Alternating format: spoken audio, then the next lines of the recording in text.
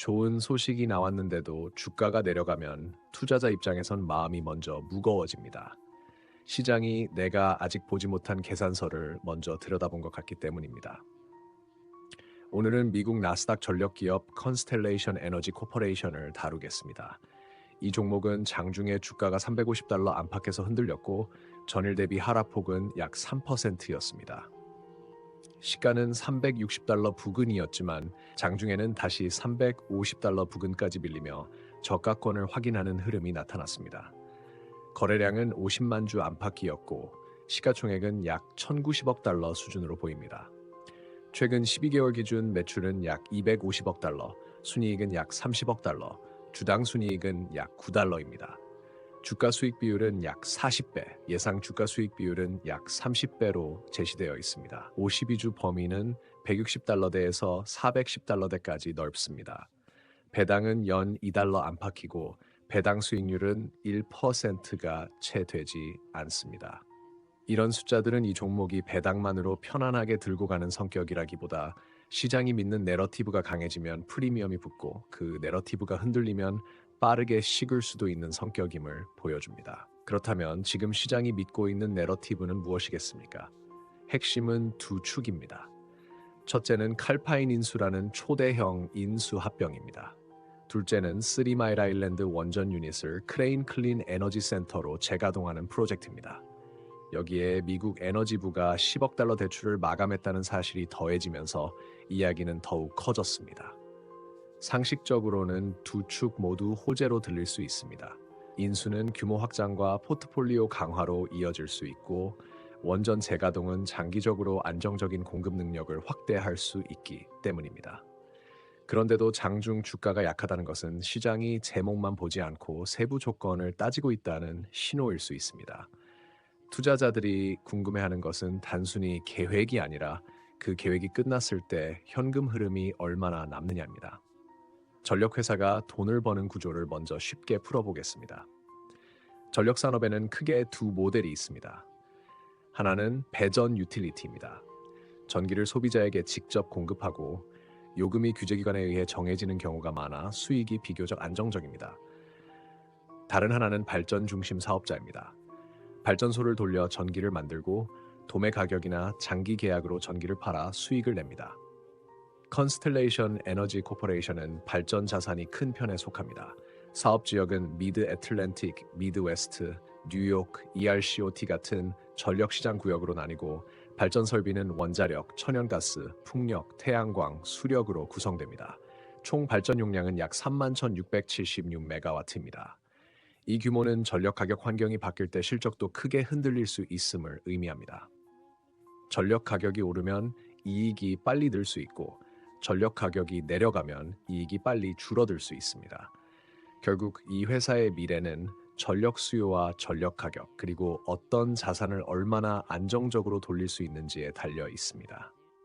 여기서 요즘 시장에 관심을 끄는 키워드가 AI 데이터 센터입니다. 데이터 센터는 전기를 대단히 많이 쓰고 무엇보다 전기가 끊기면 치명적입니다. 그래서 단순히 전기를 싸게 사는 것뿐 아니라 전기를 안정적으로 받을 수 있는지가 중요해졌습니다. 원전은 장시간 안정적으로 전기를 공급하는 베이스로드 성격이 강합니다. 그래서 장기 계약과 결합되면 현금 흐름의 가시성이 올라갈 수 있다는 기대가 생깁니다. 컨스텔레이션 에너지 코퍼레이션의 원전 자산이 프리미엄의 근거로 자주 언급되는 이유가 여기에 있습니다. 이제 칼파인 인수로 들어가겠습니다. 2025년 1월 10일 컨스텔레이션 에너지 코퍼레이션은 칼파인을 인수하기로 합의했습니다. 거래는 주식 약 5천만 주와 현금 약 50억 달러 조합으로 설명되었고 순부채 약 130억 달러와 조정 항목을 포함해 순매수 가치는 약 260억 달러대로 제시되었습니다. 종결 예상은 2025년 4분기이며 승인 기관으로 미국 법무부와 여러 규제기관이 언급됩니다. 대형 인수합병에서 규제는 늘 가장 큰 변수입니다. 특히 전력업종은 공공성과 직결되기 때문에 독과점 우려와 전기요금 상승 가능성 같은 이슈에 매우 민감합니다. 인수합병에서 투자자들이 가장 듣고 싶어하는 단어는 시너지입니다. 합치면 더 많이 벌 수 있다는 기대입니다. 전력 업종에서 시너지는 보통 포트폴리오가 다양해져 가격 변화에 대응이 좋아진다, 운영을 통합해 비용을 줄인다, 더 큰 규모로 더 좋은 계약을 따낼 수 있다 같은 말로 설명됩니다. 하지만 시장은 동시에 통합 리스크를 봅니다. 통합 리스크란 합치는 과정에서 비용이 늘거나 운영이 흔들리거나 시간이 길어지는 위험입니다. 전력회사는 위험 관리도 복잡합니다. 전력 가격은 시간대별로 흔들리고 연료비도 움직이며 발전소는 정비로 멈출 수 있습니다. 그래서 해지라는 전략을 씁니다. 해지는 가격 변동 위험을 줄이기 위해 계약 구조나 파생 상품을 활용해 방어막을 만드는 방식입니다. 두 회사가 합쳐지면 이 체계도 다시 설계해야 하고 그 과정에서 작은 실수가 큰 손실로 이어질 수 있습니다. 그래서 대형 인수는 늘 기대와 불안이 동시에 움직입니다. 그리고 규제 리스크가 현실이 된 날이 2025년 12월 5일입니다. 미국 법무부 반독점국은 칼파인 인수가 도매 전력 시장의 경쟁을 약화시켜 전기요금 상승으로 이어질 수 있다고 보고 소송을 제기했습니다. 일반적으로 대형 인수합병은 자료 제출과 심사를 거쳐 승인되거나 문제가 있으면 구제 조치가 붙거나 심각하면 소송으로 막히기도 합니다.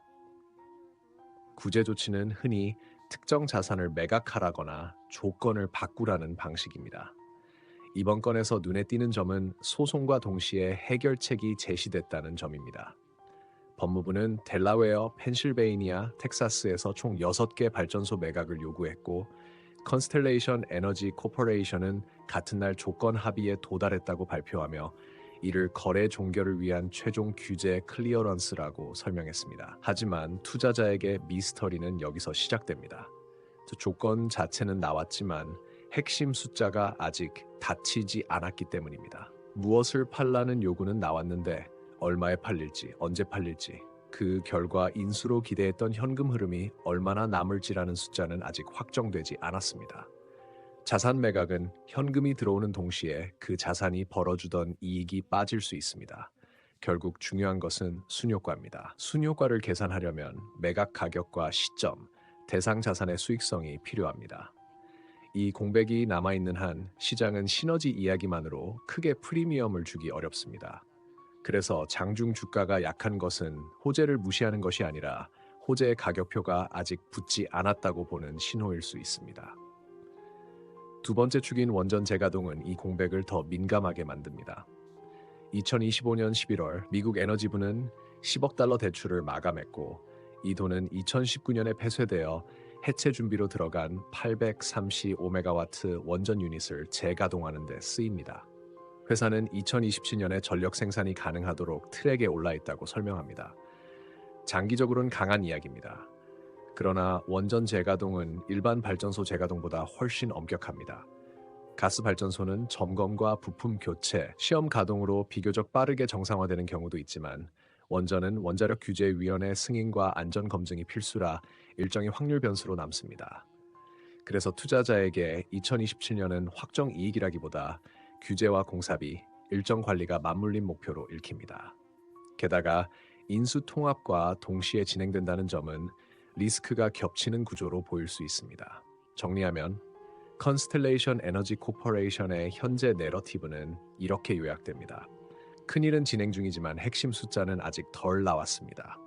칼파인 인수는 2025년 1월에 발표되었고 2025년 12월 5일 법무부와의 조건부 해결로 큰 규제 장벽을 낮췄지만 6개 발전소 매각이란 변수가 남아 있습니다.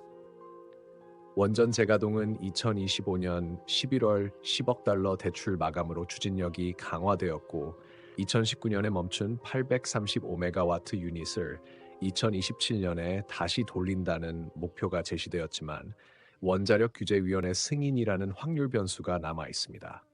그래서 단기에는 후속 자료에 따라 변동성이 커질 수 있고 중기에는 매각 조건과 통합 성과가 숫자로 확인되며 재평가될 수 있으며 장기에는 전력 수요 확대 속에서 경쟁력이 강화되면 상방 내러티브가 더 단단해질 수 있습니다. 단기 가격 전략은 장중 레벨에 기반해 단순하게 잡을 수 있습니다. 350달러 부근이 1차 지지 후보입니다. 이 지지가 유지되면 반등의 1차 목표는 360달러 부근이며 상단 저항은 362달러 부근입니다. $350 부근에서 지지 확인 후 분할 진입, $360 부근에서 일부 정리, $362 부근에서 추가 정리라는 레인지 전략이 가능합니다. 반대로 $350 부근이 무너지고 회복이 약하면 저가 재갱신 가능성이 커질 수 있으므로 손절은 $350 하회 구간으로 짧게 잡는 편이 합리적입니다. 중기에서는 $360 부근 회복과 안착을 신호로 보고 $362 부근 돌파와 유지로 추세 전환을 확인하는 방식이 현실적입니다. 장기에서는 $410 부근의 52주 고점대 재도전을 열어두되 인수 종결과 매각 조건, 통합 성과, 원전 재가동 일정이 숫자로 확인되는지를 단계적으로 점검해야 합니다. 여기까지 들으시면서 청취자 여러분께 한 가지 부탁을 드리고 싶습니다. 밸류스터 채널은 여러분이 관심 있게 보고 계신 상장 주식, 비상장 주식, 그리고 상장 예정 주식이나 코인 종목 제보를 기다리고 있습니다. 어떤 기업이든 어떤 종목이든 괜찮습니다. 왜 관심을 가지게 되었는지, 어떤 사건이 있었는지, 어떤 점이 마음에 걸리는지까지 함께 댓글로 남겨주시면 다음 이야기의 단서로 삼아 더 깊이 추적해 보겠습니다. 여러분의 한 줄 제보가 다음 내러티브의 시작이 될 수 있습니다. 또한 이후 시청해 주시고 구독과 좋아요, 댓글로 참여해 주시며 영상을 외부로 공유해 주시는 열성 청취자 여러분께 진심으로 감사드립니다. 그 관심과 응원에 걸맞게 더 촘촘한 자료와 더 설득력 있는 흐름으로 보답드리겠습니다. 결국 이 종목의 미스터리는 소문이 아니라 공백입니다. 매각 가격과 일정의 공백, 통합 비용과 성과의 공백, 규제 승인과 일정 확률의 공백입니다. 투자자는 그 공백이 숫자로 채워지는 순간까지 기대와 불안을 함께 들고 버텨야 합니다. 밸류스터였습니다.